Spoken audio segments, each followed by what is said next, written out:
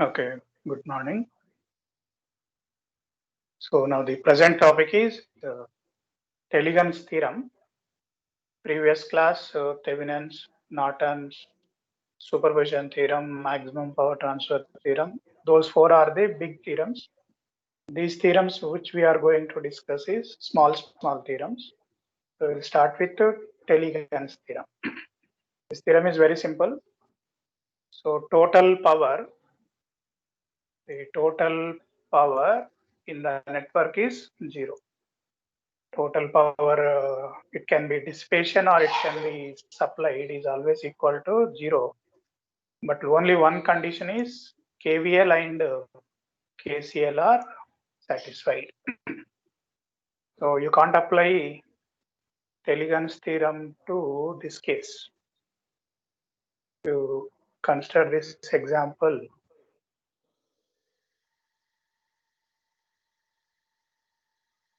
AB, this is 3 volts and this is 2 volts. You can't verify Telegan's theorem. The reason is here KVL is not satisfied. -2 plus 3 becoming 0. So it is not satisfying KVL. So therefore you can't apply Telegan's theorem to this.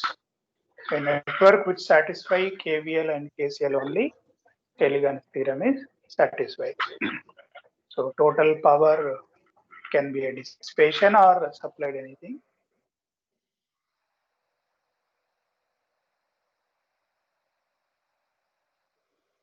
Dissipation in the network is 0. So we solved this problem earlier in power dissipation.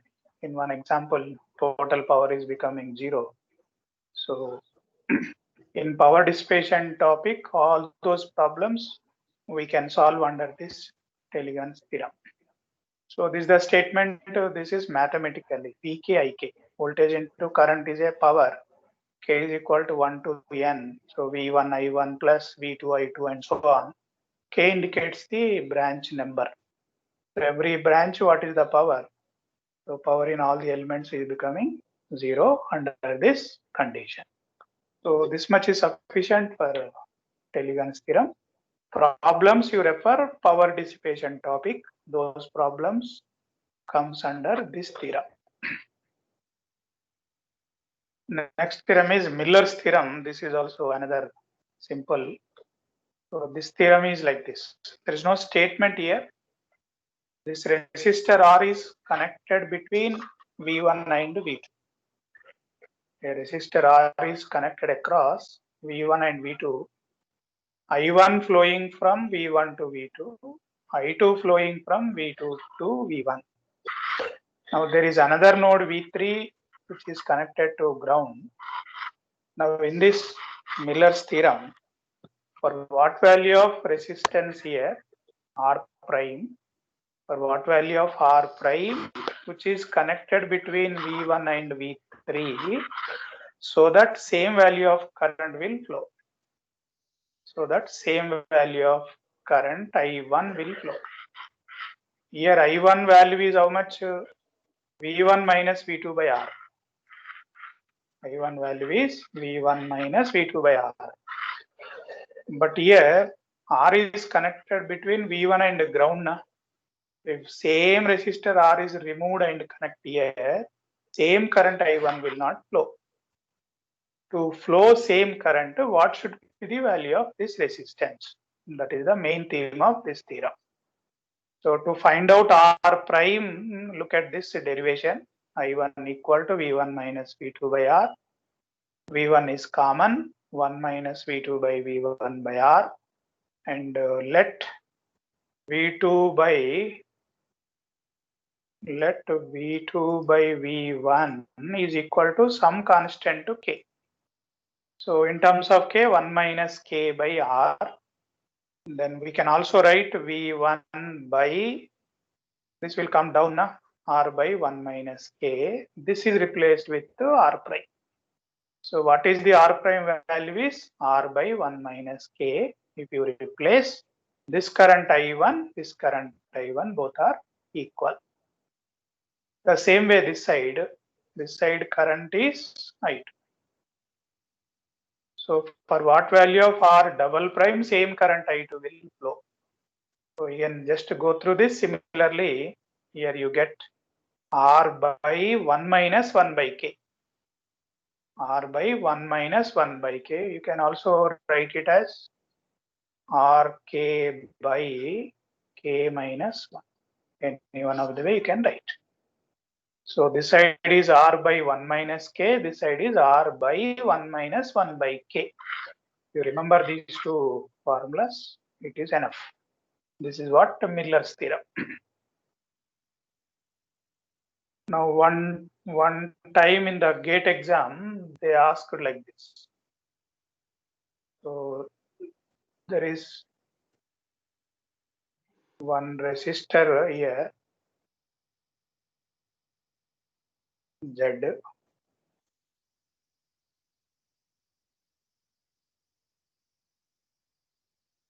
So this side is V2 voltage. Here voltage is V1. So it is a two-port network. Two-port network. So Z is connected physically between V1 and V2. V1 and V2. Here R is connected between V1 and V2. Here Z is connected between V1 and V2. So if we remove this one, connect here, what is this value? That is the question they ask. So this value, let us say Z prime. So what is the value of Z prime now? As per Miller's theorem, it is Z by 1 minus K. What is the K value? V2 by V1. So like that, this is asked in GATE exam. If you want to connect the other side, this side, then that is Z double prime. What is that? Z double prime is Z by 1 minus 1 by K. Like that they ask. This application already you can use it in deriving the voltage gain of practical op-amp. So op-amp voltage gain, when you are deriving, this Miller's theorem is used. So that's all about these two theorems. Next theorem is Millman's theorem. Millman's theorem. It's another theorem, Millman's theorem. So this is also very simple.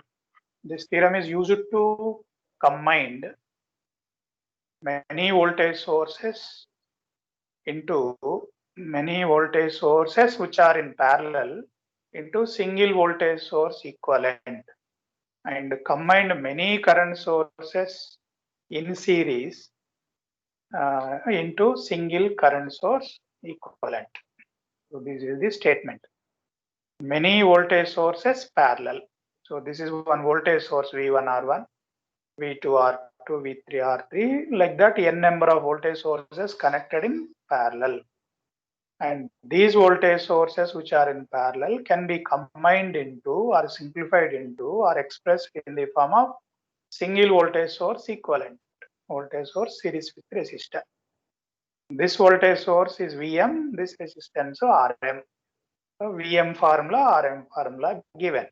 V1 G1 plus V2 G2 plus V3 G3 by G1 plus G2 plus G3. What is this G1? G1 is nothing but 1 by R1. G2 is nothing but 1 by R2, like that. So using this formula, you can find Vm. Using this formula, you can find R. But how to derive this formula easily? Convert voltage source into current source. This voltage into current. This voltage into current. When all current sources are connected in parallel, we can add them. Then after adding, again convert into voltage source. Straight away you derive these formulas. That is so simple. Mostly they don't ask this derivation, but if anybody is interested like that, you can do it. Now coming to here, many current sources are in series. This is the dual. Voltage sources parallel, current sources series. Concept is dual concept. And all these current sources combined and expressed in single current source equivalent. Whereas IM and RM. So IM formula, RM formula given. I1 R1 plus and so on, R1 plus R2 plus R2. Like that you can find out. So here I have one problem we can solve using this theorem. So this is the problem here. 32 volts is 16, 8, 4. But observe here plus minus, minus plus, plus minus, again plus minus, like that. So here question is to find Vx. And here all voltage sources are in parallel and combine them using single voltage source equivalent using Vm formula. What is Vm formula? V1 is 32, resistance is 1 by 16, then minus. Why this minus? Polarity reverse, minus 16 into 1 by 8 plus 8 into 1 by 4 plus again these are both are positive, na? Plus 4 into 1 by 2 divided by 1 by 16 plus 1 by 8. Denominator always positive. Whether these polarities are opposite or same, denominator always positive. Simplify, you get to 4.3. 4.3 is Vm. Then Rm is equal to denominator value. Simplify, you get to 1.1 ohm. Then connect here 1 ohm. Then find Vx. Vx is voltage across 1 ohm. So using voltage division formula, 4.3 into 1 divided by 1.1 plus 1, get to Vx. This is the answer. And instead of using milliamps, if you use nodal analysis, just in one step you will get the answer.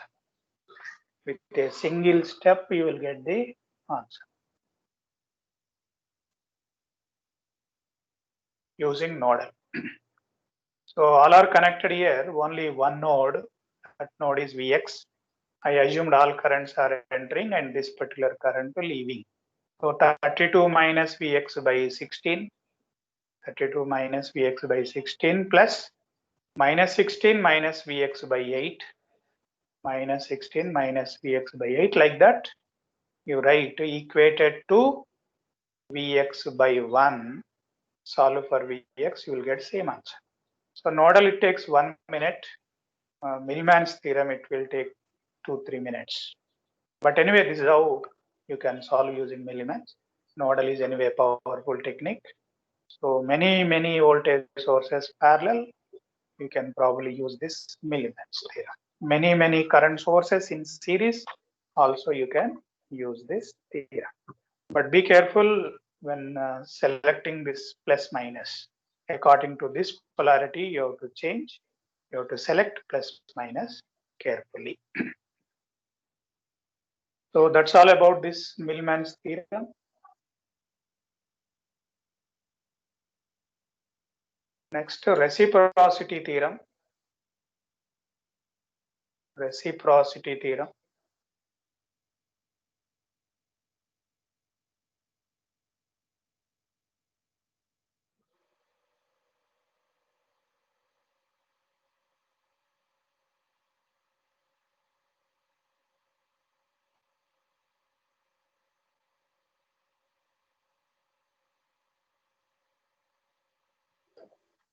So let us look at this theorem, reciprocity. Gate point of view, this is very important, gate or IS. They ask very tricky questions. BTech point of view is a simple theorem. So what is the definition here? For any linear bilateral network, bilateral element is which conduct current in both the directions equally. That is bilateral element. But here we are talking about bilateral network. When network is bilateral, if Z12 equal to Z21. So that condition we derive in two-port network. If that is satisfied, then only it is a bilateral network. So for any linear bilateral network, the ratio of response means output to excitation. Excitation means input is constant.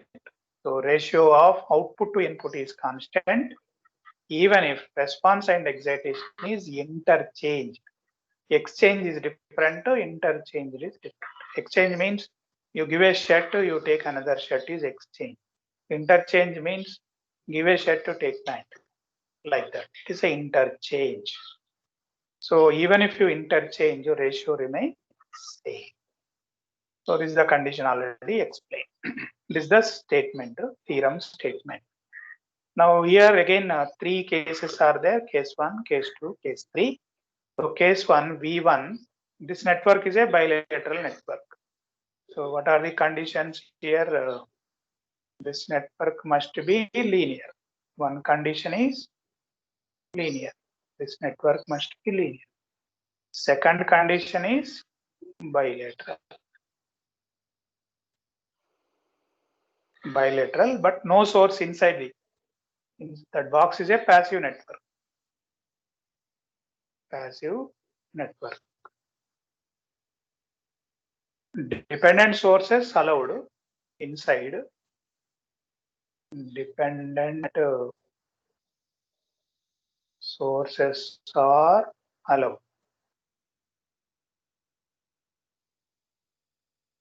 But independent sources not allowed. Not allowed. So under this condition, when V1 is connected here, the response, a short circuit current of I2 prime. Now in place of this response, you connect V2, another source V2, then again short this side. What is the value of this I1 prime? So theorem says ratio remains same for a linear bilateral network. So as per the theorem, I2 prime by V1 is equal to I1 prime by V2. Remember, V1, V2 need not be equal. V1 need not be equal to V2. It can be equal also, but not necessarily equal. Even if they are not equal, but in terms of ratios we are talking, so ratios are constant. This is the voltage to current. If you observe the second case, here current to voltage. Here voltage always in open condition, and the current I1, here V2 prime, and similarly interchange. So here I2 is connected, here V1 is coming. So this ratio V2 prime by I1 is equal to V1 prime by I2. So it is a ratio of voltage to current. Case 1, ratio of current to voltage. What is third case? Voltage to voltage, again current to current. So V2 prime by V1 is equal to I1 prime by I2. So all cases covered now. Voltage to current over, current to voltage over, voltage to voltage, current to current also over. All possible cases done. Only 3 possible cases are possible. This will help us to understand this statement a better way. Now look at the problem. This is a real problem, how they can ask question in the exam. So verify reciprocity theorem. So there is a current source of 2 of 0 is connected here. AC current source. AC current source of 20 of 0 applied. Then this is a network. It's a Vx. Vx is voltage across minus J2. Minus J2 is capacitor reactance. All these values are in ohms only. All these are in ohms. So find Vx. So with the current we are finding Vx. Later interchange. In place of Vx, connect a current source. Where earlier current source is applied, there now find voltage. If these two cases are equal, theorem is automatically satisfied or verified. So verified reciprocity theorem. It's an easy problem because of single source. So first find out I2. What is I2? This current is dividing, na? A current. What is the current coming here? 20 of 0. So how much will flow here? I2 is how much? 20 of 0 into opposite 10 plus J5 divided by 10 plus J5 plus J5 minus J2. Now you need calculator to simplify, you get this answer. And what is the current flowing through minus J2 value of I2 now? What is Vx now? I2 into minus J2, you get this answer. Next, interchange. What is the interchanging? While interchanging, you have to be careful. In place of voltage, you have to apply a current source. Earlier, where current source is there you have to find voltage. So here we are talking in terms current to voltage, again current to voltage. So this is again another problem. This current source, how to find the Vx. Again find the current I2. I2 is the current flowing like this now. So what is I2 current? 20 of 0 into opposite minus J2 divided by minus J2 plus J5 plus 10 plus J5. Simplify, you get to I2. And this I2 is flowing like this. So Vx equal to 10 plus J5 into I2. I2 is this. Simplify, you get the Vx value. So hence theorem is verified. Sometimes current to current, then again voltage to voltage you have to verify. Or sometimes voltage to current they ask. So all cases already discussed above now. Accordingly, you can do it.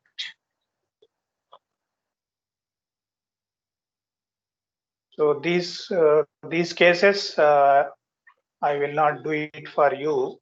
This is for a GATE exam point of view, so not necessary for you. And closing this theorem at this point. Next theorem is compensation theorem. Last theorem, compensation theorem.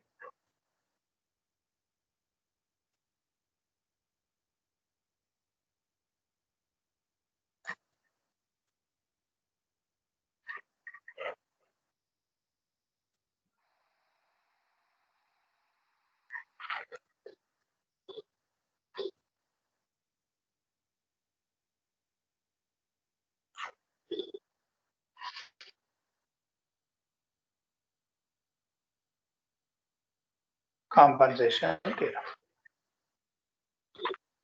So first you go through this concept of compensation theorem. Later we solve one problem. These are all small theorem. Compensation theorem or substitution theorem. Another name is substitution. We are substituting. So this concept of substitution. It is basically developed based on this concept. Example, 2 ohm resistor, a current of 3 amps flowing. So when I write mesh equation, how much voltage we take it? Our direction current is same na? Same means plus 6 volts. Now in place of 2 ohm, replace with 6 volts. Replace with 6 volts. Then this source, take it as 6 volts. Then again, when we go from this point to this, what you get? Plus. So it is compensating. This source is compensating 2 ohm resistor. Therefore, compensation theorem. And 2 ohm resistor is substituted with 6 volts to compensate. So substitution is also involved, compensation is also involved. That's why two names are there, compensation theorem or substitution theorem, both are same. So this principle is used here. Look at this one. Basically, what is the use of this theorem is, I can give another statement. this theorem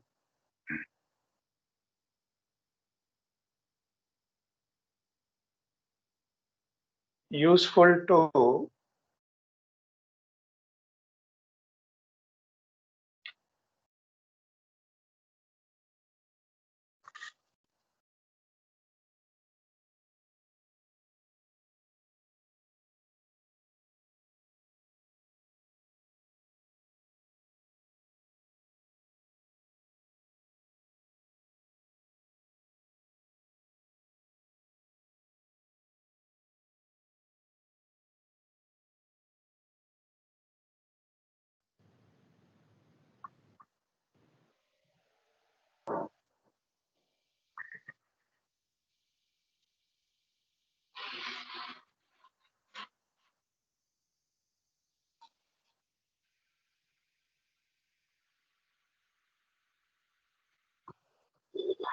yeah. So this theorem is useful to find change in current,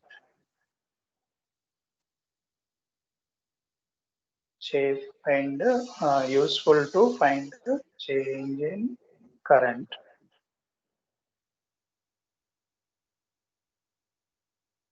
in any branch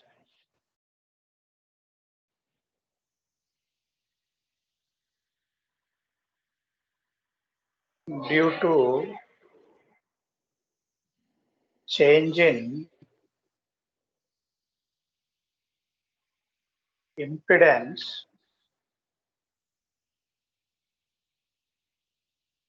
in one branch.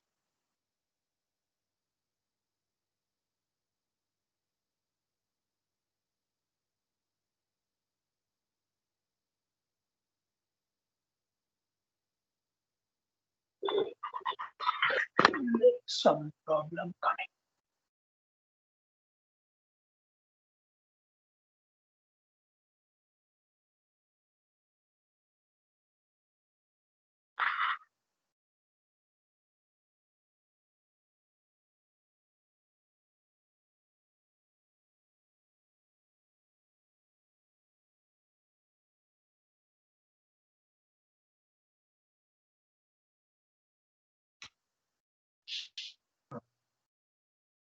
So useful to find change in current in any branch due to change in impedance in one branch. That is the usefulness of the theorem. So look at this case. First Z is connected, Vs is there. So what is the current I1? The current I1 here, current I1 is equal to Vs by Z. Now this impedance Z, change it to Z prime. What is Z prime? Z plus delta Z. So Z is disturbed with delta Z. Then another current I2. So what is I2 value? Vs by Z plus delta Z. What is change in current? When impedance is disturbed, current will change. So that is delta I. Delta I is called as a change in current. Change in current. So I2 is this, I1 is this. Simplify this Z cancel. You will get this. So minus Vs delta Z by this will come. But Vs by Z is what? I1. So I minus I1 into delta Z by Z plus delta Z. This I1 delta Z replaced with Vc. So Vc is named as a compensation source. Vc named or called as compensation source. Compensation source. So what we have done till now, before change current I1, After change current I2 minus I1 is change in current. Like this we got it. Is there any way to get same answer using alternative way? That alternative way is invented by this theorem. So what is the simple technique is Z plus delta Z as it is, where impedance is changed, where impedance is disturbed, there insert a compensation source. What is the value of compensation source? The value of compensation source is I1 into delta Z. I1 into delta Z. I1 into delta Z. So I1 into delta Z is VC, na? So VC value is I1 into delta Z, upper side positive, negative. Then we are finding change in current to delta I. So in this circuit, this side, what is the current to delta I? Is equal to minus VC by Z plus delta Z. We got same answer now. So like this, we can find. So three important points are important. Voltage source, short circuit. Here, when you are finding this current I, this source is removed now. So that is the first point. Voltage source short circuit. If current source is there, open circuit. Current source open, voltage source short. First point. Second, insert compensation source where impedance is disturbed. So this VC must be inserted where impedance is disturbed. The third one, I is the current before change where we want to find the change in current. So these 3 points are very, very important. I will explain these 3 points with the help of a problem. Look at this problem. So in this problem, the impedance 3 plus J4, the impedance 3 plus J4 is changed to 10 plus J12. Is changed to 10 plus J2. Find a change in current in 5 ohm resistor. Find a change in current in 5 ohm resistor. The change in current is delta I. So how to find this delta I using this theorem? Without this theorem, what is the procedure? Take 3 plus J4, find current. 3 plus J4 changed with 10 plus J12. Again find current. That difference is nothing but change in current. That is a normal procedure. That is easy also. But using this theorem, a little bit complicated. But in this problem, it is taking more time. Maybe some other problems, it may take less time. So let us look at first step, what I told, voltage source short. If it happens to be a current source, open. If there is multiple voltage sources, all voltage sources short circuit, all current sources open. So 10 as it is, 5J.